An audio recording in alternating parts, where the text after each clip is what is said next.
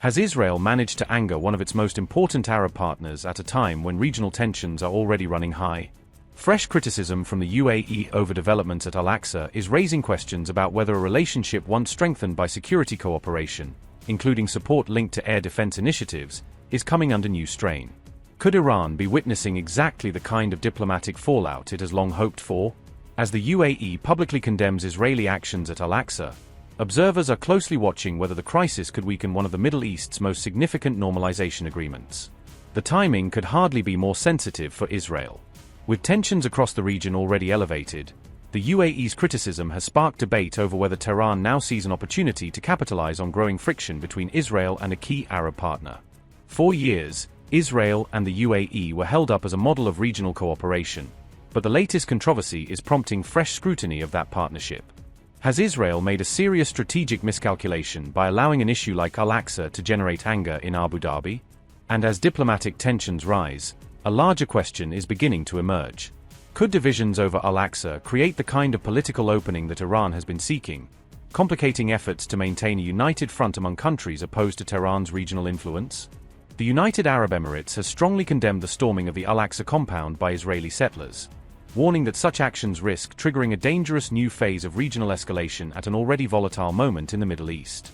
Abu Dhabi described the incursion into the Al-Aqsa compound as a provocation, arguing the developments at one of Islam's holiest sites could inflame tensions further and fuel fresh unrest across the region. The UAE also placed responsibility on Israeli authorities to prevent further escalation, calling on Israel to take immediate steps to stop actions that could undermine stability at the sensitive holy site. The criticism comes as regional powers continue to rally behind Jordan's custodianship of Jerusalem's holy places, with Arab states backing efforts to prevent additional tensions around the Al-Aqsa compound. At the same time, the UAE reiterated that a two-state solution remains the only viable path toward fulfilling Palestinian aspirations for statehood and achieving a lasting peace between Israelis and Palestinians.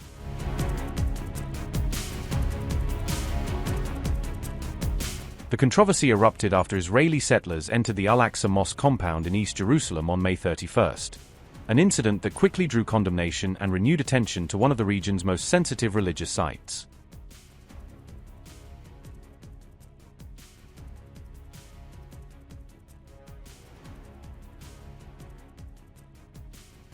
Palestinian officials and activists accused Israel of pursuing what they described as the Judaization of the Al-Aqsa site, arguing that recent actions form part of a broader effort to alter the character of the area. Reports also claimed that settlers carried out what were described as provocative rituals during their visit, with critics alleging that such actions are being enabled by policies pursued by Benjamin Netanyahu's government.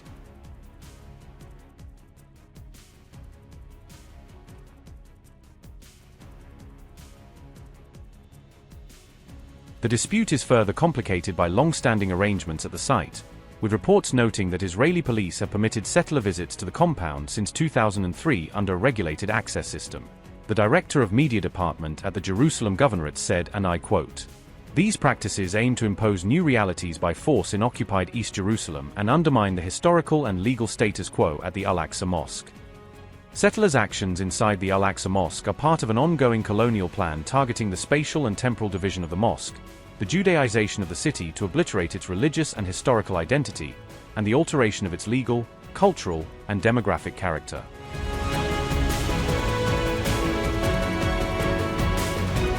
UAE conducted dozens of strikes on Iran during war and even after ceasefire, Wall Street Journal report, according to sources close to the matter. Reports said Emirati strikes were carried out in coordination with US and Israeli forces during the height of regional hostilities. As per Wall Street Journal sources, UAE targeted Keshem and Abu Musa Islands, both located near the strategic Strait of Hormuz. Bandar Abbas, Lavan Island Refinery and the Asaluya petrochemical complex were also allegedly hit during the operations. Some strikes were reportedly launched after Iran targeted UAE energy and oil infrastructure with missile and drone attacks. The reported Asaluya strike drew global attention over concerns about attacks on critical energy infrastructure in the region. According to reports, Washington later asked Israel to halt strikes on Iranian energy targets to prevent further escalation. Ahead of the war, Gulf states had publicly stated their airspace and bases would not be used against Iran in any conflict. However, The report claims some regional positions shifted after Iran began mass missile and drone retaliation strikes. Iran reportedly fired more than 2,800 missiles and drones toward UAE during the course of the war, according to the report. The UAE is said to have faced more Iranian strikes than any other country in the region, including Israel. The scale of the Emirati response reportedly created divisions inside the Gulf bloc over how to respond militarily. Saudi Arabia reportedly warned the US that strikes on Iranian energy sites could endanger regional oil infrastructure. Riyadh expressed fears that escalation could push global oil prices higher and trigger market instability. Abu Dhabi reportedly favored a stronger military response, while Saudi Arabia pushed for diplomatic de-escalation. Amid these differences, Sheikh Mohammed bin Zayed was reportedly frustrated with Saudi Crown Prince MBS.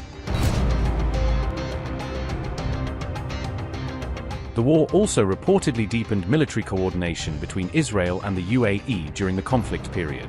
Israel reportedly deployed Iron Dome air defense systems and military personnel inside the UAE during the war. Top Israeli officials, including Prime Minister Benjamin Netanyahu, are said to have visited the UAE.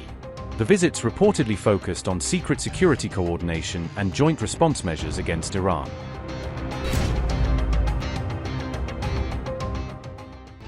A Saudi expert warned that Trump's refusal to re-engage in a war with Iran will cost him dearly, arguing that perceived disengagement could have significant political and strategic repercussions for the president both at home and across the region. The Saudi analyst said Saudi Arabia no longer trusts the United States to provide protection, a blunt assessment that reflects growing doubts in Riyadh about Washington's reliability as a security guarantor amid shifting US priorities. Mubarak al-Ati's comments, reported by the Jerusalem Post, exposed Riyadh's deepening fear of Iran, with the analyst's remarks interpreted as a candid admission of anxiety within Saudi political and security circles. Al-Ati warned that the US decline in influence is preventing Gulf states from taking Trump's Abraham Accords demand seriously, suggesting that diminished American credibility makes regional leaders less willing to commit politically risky normalization steps. The remark came days after Trump urged Arab states to join the Abraham Accords and normalize ties with Israel, a push that Al-Ati said will be harder to sell to Gulf publics and governments if they perceive Washington as retreating from regional security responsibilities. Mubarak al-Ati made the remarks while speaking with RT News, the Jerusalem Post reported on May 29, giving an international platform to views that illuminate intra-Gulf anxieties and the fraught dynamics of US influence in the Middle East. The Saudi analyst said, and I quote, "It seems that US President Donald Trump refuses to return to war and overthrow the Ayatollah's regime. This will cost him dearly. The balance of power has changed significantly, and for rising powers such as India, Saudi Arabia, and Brazil, all of which are G20 members, there are now new possibilities. And they can establish relations with all forces, not just with the US. The US is still a superpower, but not as it was a decade ago." Saudi Arabia refrained from being drawn into war and did not stand alongside Israel and the United States, just as it did not stand alongside Iran. Saudi Arabia has not declared hostility toward any of the parties. And this means they analyzed the situation and saw themselves as an independent actor who cannot be a satellite of Israel and the US, unquote.